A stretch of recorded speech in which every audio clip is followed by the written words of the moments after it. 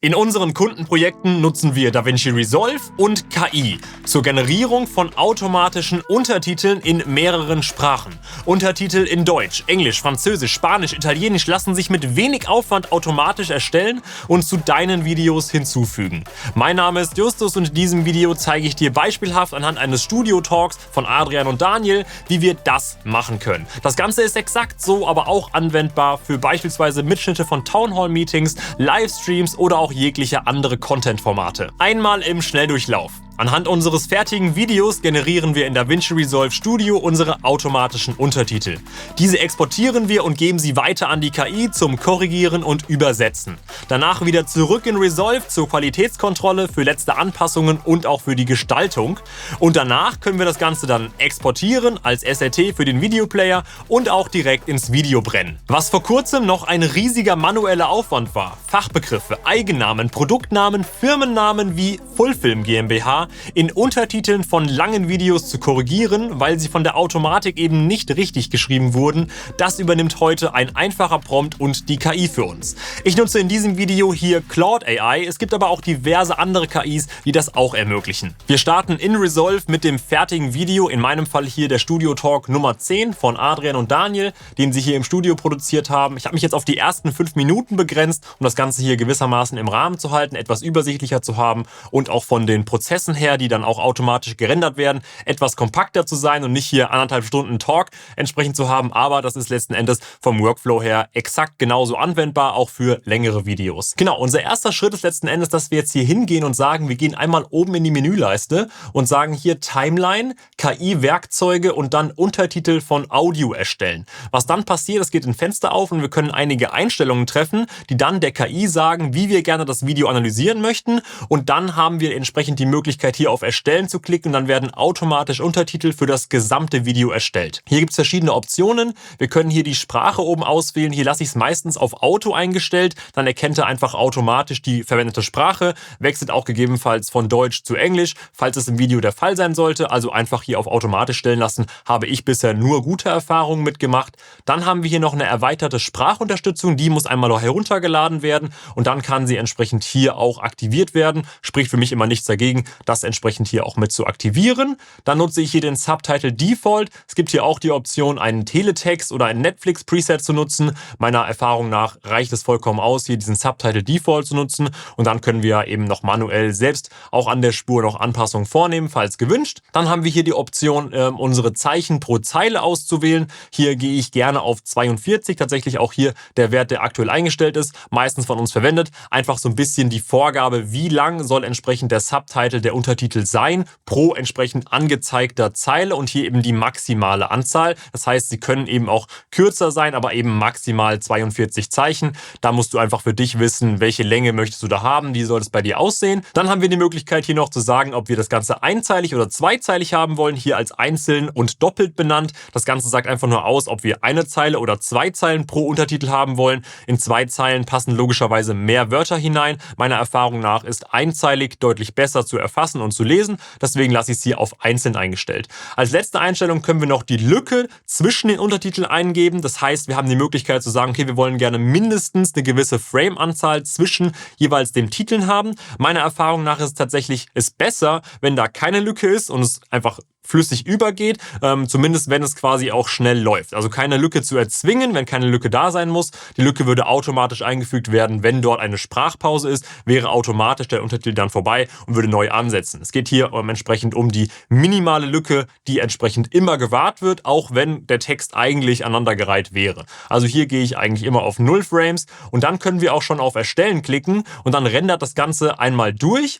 Je nach Videolänge braucht das natürlich eine Weile. Hier in meinem Fall bei 5 Minuten geht das ziemlich fix. Also hier 15 Sekunden zeigt er mir jetzt hier gerade an, dass das Ganze gerendert wird. Er geht also einmal das gesamte Video von vorne bis hinten durch, guckt sich an, was wird wo gesagt, und dann ist die Generierung auch schon fertig und wir können hier einmal reingehen und uns die Sachen anschauen. Nach meiner Erfahrung ist es vor allem hier gut, einmal zu prüfen, ob der Anfang, das Ende und der Untertitel bei größeren Unterbrechungen da sauber gemacht wurde. Größtenteils, wenn es fließender Text ist, sehr einheitliches Video, dann macht die KI hier einen sehr, sehr guten Job. Wenn es kleinere Abweichungen gibt, Personen sich ins ins Wort fallen oder wir Unterbrechungen haben, dann kann es sein, dass die KI hier teilweise Sachen erfindet oder wenn Musik zu hören ist, ähnliches, dann müssen wir einmal das Ganze hier überprüfen und einmal kurz reinschauen. Ich würde einmal an den Anfang gehen, das Ganze mir hier anschauen und hier sehen wir schon, das sieht sehr gut aus. Hier haben wir einfach direkt losgelegt, Adrian spricht hier los und der Untertitel geht sauber entsprechend hier rein. Dann habe ich gesehen, haben wir hier hinten haben wir einen überstehenden Block, wo irgendwie was hinzugefügt wurde, hier in dem Fall.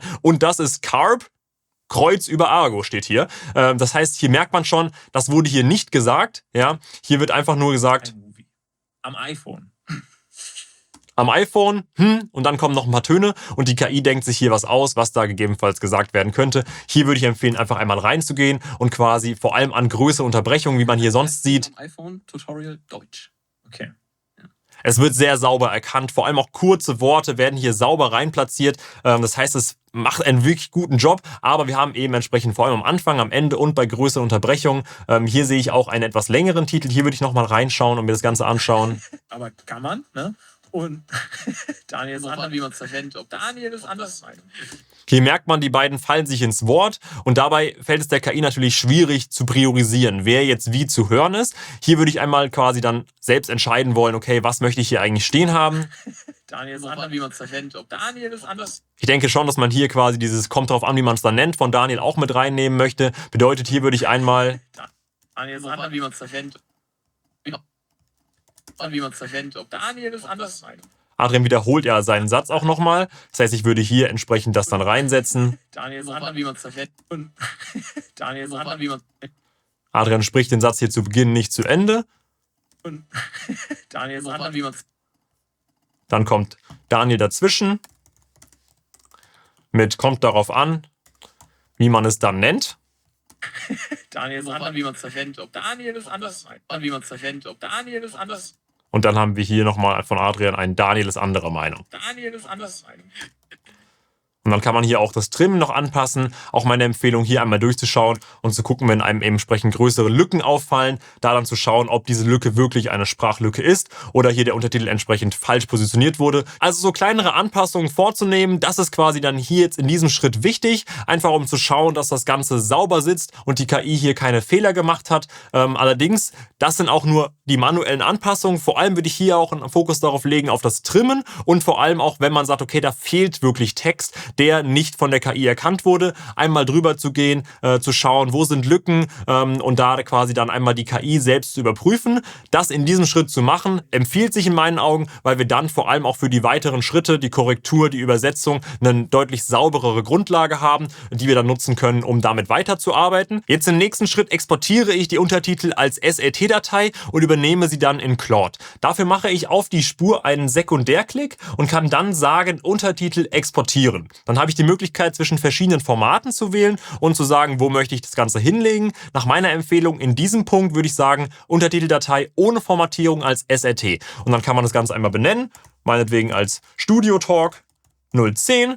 Und dann haben wir hier unseren deutschen Untertitel, den wir jetzt übernehmen und den einmal auf unseren Desktop legen. Und dann können wir davon weiterarbeiten mit der KI. Wichtig ist, sich hier dem Datenschutz bewusst zu sein und einmal zu prüfen, ob vor allem personenbezogene Daten, Inhalt des Videos und damit auch Inhalt des Textes jetzt sind und von der KI verarbeitet werden dürfen oder eben auch nicht. Also einmal die Compliance checken und gegebenenfalls nach Tools fragen, die hier erlaubt sind. Wir haben schon gute Erfahrungen auch mit DeepL gemacht, mit vielen Organisationen, die hier auch einen sehr, sehr guten Job machen mit ihrem Tool, um vor allem bei der Übersetzung einer SRT-Datei eine weitere Sprache zu liefern. In einem neuen Chat bei Claude können wir über das Plus eine Datei auswählen und diese hier hinzufügen.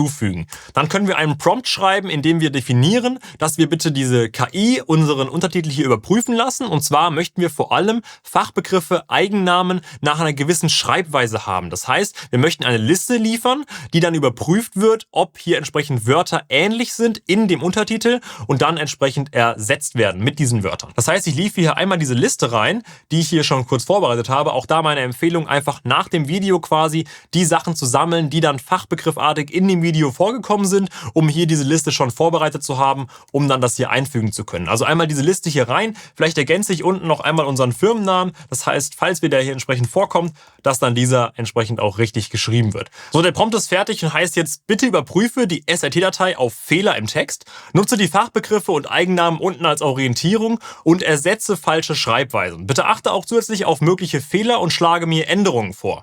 Lasse alle Timecodes unberührt und exakt gleich. Es ist wichtig, diese Info hier an die KI weiterzugeben, weil sie diese Zeilen mit dem Timecode gar nicht anfassen soll. Auf den Text soll sie sich fokussieren und gar nicht entsprechend diese Timecodes anpassen oder anfassen, weil das unsere exakte Orientierung ist, wo letzten Endes welcher Text im Video sitzen darf, und auch für die Übersetzung. Es ist wichtig, dass wir hier entsprechend Synchronität wahren, sodass sich hier nichts verschiebt und wir genau diese Timecodes exakt gleich halten. Ich starte jetzt den Prozess hier in Claude und dann kann es auch eine Weile dauern, bis das Ganze fertig ist, je nachdem wie lang auch dein Video und damit auch der Text in der SRT-Datei ist. Das heißt, je nachdem, wenn du hier 2 Stunden Inhalt hast, kann es sein, dass das ein bisschen dauert. Bei mir, bei den 5 Minuten geht es jetzt hier recht fix und da ist der Prozess auch schon fertig und wir können gemeinsam einmal durchschauen, was uns die KI hier vorschlägt. Wir sehen schon ganz oben in der ersten Zeile haben wir hier Off-Spot Tail Air erkannt und unser Begriff im richtigen Markenname ist Op-Spot Tail Air. Und hier sehen wir auch zum Beispiel Studio Talks mit kleinem t. Unser Begriff ist aber gerne der Studio Talk mit entsprechend großem S und großem T und hier der Eigenname wurde einmal erkannt.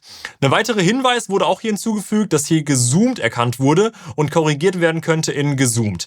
Das entsprechend ja gerne, also ja gerne korrigieren, klicke ich hier einmal. Hier wurde noch vorgeschlagen, recorded ersetzen mit aufgezeichnet. Das möchte ich in dem Fall nicht, weil wenn im Video wirklich recorded gesagt wird, möchte ich gerne auch da recorded stehen haben. Daheim bitte nein stehen lassen.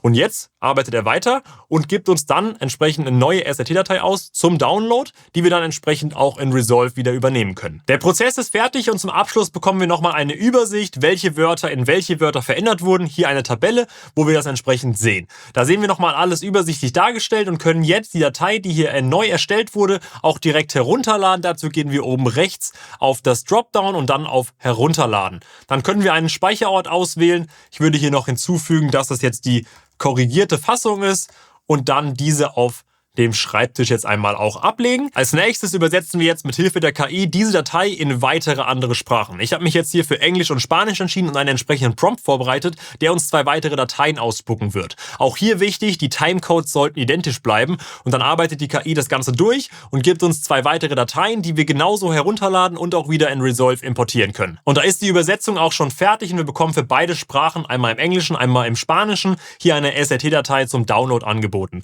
Diese können wir jetzt jeweils einmal aufklicken und dann auf der rechten Seite auch wie gewohnt herunterladen und auf dem Desktop abspeichern. Benannt wird sie automatisch schon hier von Claude und wir können einfach auf Herunterladen klicken und sie dort auf den Schreibtisch mit ablegen und dann gleich in Resolve importieren. Per Drag and Drop ziehen wir jetzt ganz einfach die 3 neuen Dateien in die Mediathek hinein und können jetzt uns 3 neue Spuren auch anlegen in der Timeline, um dann entsprechend hier die Möglichkeit zu haben, diese Untertitel auch einzufügen.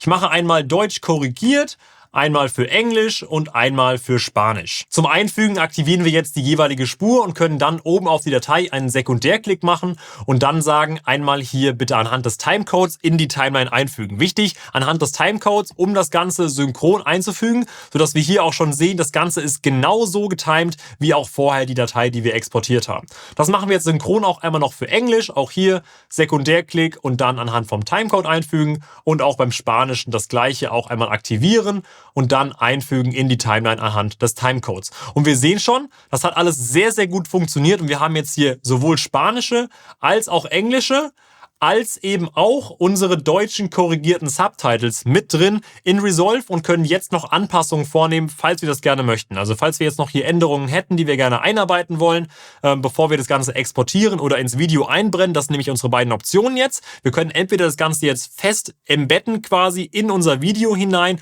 und mit den Subtitles exportieren in der jeweiligen Fassung, zum Beispiel als Deutschfassung, englische Fassung, spanische Fassung, die jeweils den Subtitle eingebrannt hat, so wie wir ihn jetzt hier gestalten. Oder wir machen entsprechende SRT-Exports, so wie vorhin auch schon mit der deutschen Datei aus Resolve heraus und können diese dann in den Player hinzufügen und dort hochladen. Zum Beispiel auf Plattformen wie Vimeo, YouTube oder auch internen Plattformen bei Microsoft zum Beispiel können wir eine VTT-Datei gut hochladen. Und wenn wir jetzt sagen, wir möchten das Ganze noch Gestalten zum Beispiel können wir die jeweilige Spur auswählen und dann rechts oben im Inspektor können wir jetzt sagen, okay, wir ändern zum Beispiel noch die Schriftart. Ich möchte hier jetzt nicht Open Sans haben, sondern ich möchte zum Beispiel Arial nutzen und ich möchte gerne, dass das Ganze nicht bold ist, sondern nur regular. Ich möchte das alles ein bisschen kleiner haben zum Beispiel und es soll vielleicht auch etwas höher sitzen. Dafür kann ich hier runter scrollen und dann das positionieren, weil wir zum Beispiel unten irgendwie Texte einbinden oder so. Dann kann man das Ganze hier entsprechend für sich so anpassen, wie man es gerne hätte. Hier Anpassungen vornehmen. Wichtig in dem Fall, das ist nur für die jeweilige Spur. Also zum Beispiel jetzt das Englische wird noch exakt so sein, wie es eben auch war. Ich kann mir aber auch hier bei der Spur entsprechende Presets speichern. Zum Beispiel hier oben kann ich sagen, bitte diese Spur als neue Voreinstellung speichern und diese dann anwenden auf meine weiteren Spuren. Das heißt, hier habe ich die Möglichkeit, diese Korrekturen nur einmal vorzunehmen und dann auf andere Bereiche entsprechend mit zu übernehmen.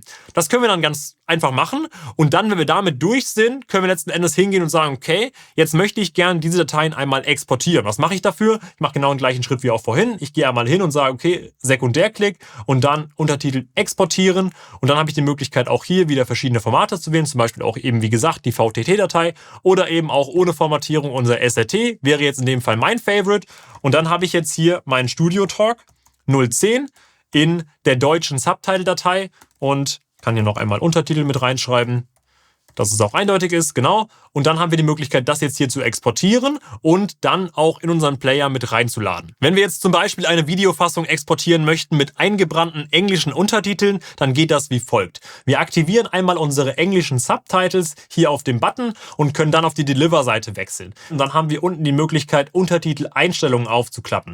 Hier können wir jetzt diese mit exportieren und ins Video einbrennen. Es gibt auch die Möglichkeit, hier als separate Datei das Ganze auszugeben, aber in dem Fall wollen wir das Ganze einbrennen ins Video, sodass es wie auch hier in der Vorschau schon zu sehen, ins Video eingebrannt wird und nicht als separate Datei exportiert wird. Noch ein Tipp für die Gestaltung des Untertitels hier in Resolve. Wir können die Spur auswählen und können dann rechts oben in den Inspektor einmal nach unten scrollen und können hier den Hintergrund hinzufügen. Dadurch hebt sich der Text einfach deutlich besser vom Hintergrund ab. Wir können hier die Opazität auch noch einstellen, die entsprechend die Dichte angibt von diesem Hintergrund. Ich finde tatsächlich meistens 50% ziemlich gut, weil wir einfach dadurch noch durchschauen können, aber trotzdem auch entsprechend eine Differenzierung haben von dem Text zum Hintergrund. Wenn wir mit allen Anpassungen fertig sind in Resolve, können wir jetzt die einzelnen Spuren als separate Dateien exportieren. Dafür machen wir einfach einen Sekundärklick auf die jeweilige Spur und sagen dann Untertitel exportieren. In meinem Fall brauche ich ein SRT ohne Formatierung, weil ich gerne auf YouTube hochladen möchte. Wenn du zum Beispiel in den Microsoft-Kosmos rein möchtest, kannst du gerne auch einen VTT entsprechend hier exportieren oder auch eine SRT mit Formatierung. Je nach Plattform wird das auch entsprechend ermöglicht.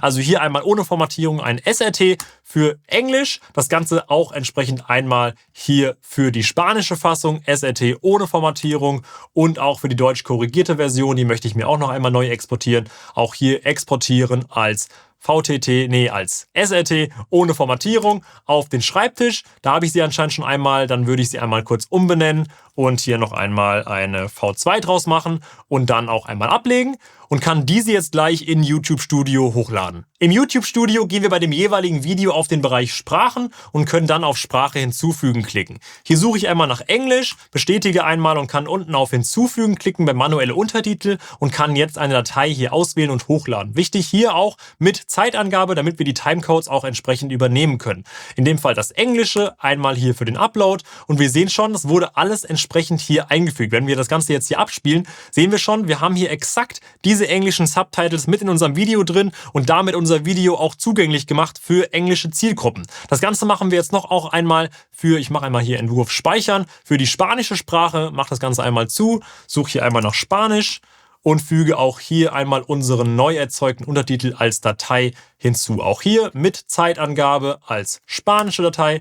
Auch hier einmal hochladen und wir sehen schon, in dem Fall Daniel und Adrian können plötzlicherweise von spanischer Zielgruppe angeschaut werden und Spanisch sprechen. Ja, auch hier einmal den Entwurf speichern. Auch für die deutsche Sprache können wir hier auf Untertitel bearbeiten klicken und dann auf die 3 Punkte und dann auf Datei hochladen klicken. Auch hier mit Zeitangabe und dann können wir auch hier unsere neue Datei auswählen und einmal hier einfügen und wir sehen schon, auch hier hat es problemlos geklappt und wurde exakt eingefügt. Ein großer Vorteil davon, jetzt alle Sprachen hier kompakt nochmal zusammenzuholen in Resolve, ist eine sehr gute Übersicht. Die Spuren sitzen direkt übereinander, wir können sie aktivieren, deaktivieren, gemeinsam durchklicken und schauen, ob alles passt. Auch die Anpassung von der KI in den verschiedenen verschiedenen Sprachen uns einfach anschauen und haben eben entsprechend hier einen sehr guten Überblick und können die Spuren finalisieren. Wir unterstützen unsere Kunden dabei, mehrsprachige Events zu veranstalten. Townhall-Meetings, Produktvorstellungen oder auch Schulungen. Wenn du zu diesem Thema Fragen hast oder Interesse an einer Zusammenarbeit, dann melde dich sehr gerne bei uns. Über den ersten Link in der Videobeschreibung kommst du auf unsere Website fullfilm.de.